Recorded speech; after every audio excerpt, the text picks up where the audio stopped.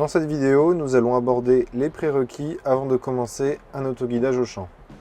Première chose à vérifier, c'est côté tracteur, il faut venir déverrouiller l'orbitrol avec le bouton qui est sur votre droite, qui est symbolisé par un volant et un cadenas.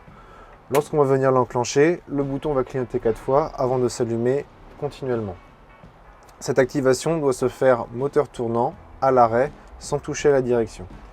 Ensuite, ici, on va venir se rendre sur le CBIS, dans le menu direction, et bien vérifier que dans le choix du capteur, notre choix est bien sur capteur GPS. Ensuite, on va se rendre sur le CMIS. Sur le CMIS, on va aller dans le menu principal, dans le menu machine, et premièrement dans le sous-menu véhicule. Là, on va venir vérifier que c'est bien le bon profil qui est activé. Ici, je suis sur l'Arion 650, je vérifie bien que c'est l'Arion 650 qui est activé.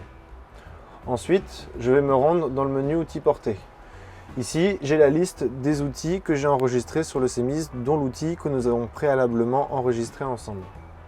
Là, je vais venir vérifier que mon outil avec lequel je souhaite travailler est bien activé. Ici, je peux voir que c'est mon déchômeur Adam qui est activé. C'est l'outil que je souhaite utiliser. Une fois que l'on a fait ces vérifications-là, on va se rendre dans le menu chantier. Dans le menu chantier, nous avons deux choses, le task data et le chantier. Le task data, ça va être notre classeur virtuel. Notre classeur virtuel, on va y retrouver plusieurs intercalaires.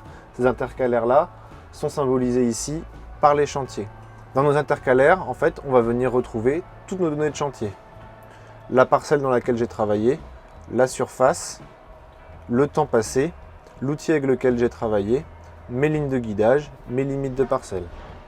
Pour la partie task data, j'ai le choix, soit avec le bouton plus, je viens créer un nouveau task data, ou alors sur l'icône juste à côté, je peux sélectionner le task data que je souhaite activer.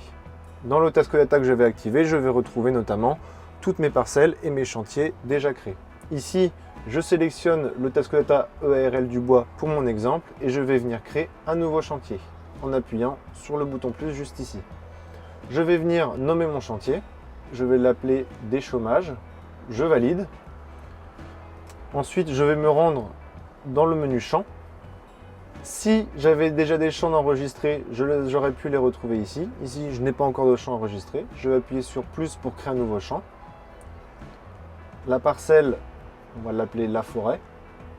Je valide la création de mon champ. Je valide la création de mon chantier. Là, mon chantier est créé. On peut voir qu'il est en pause. Je viens le lancer. Et à partir de là, je peux commencer à travailler.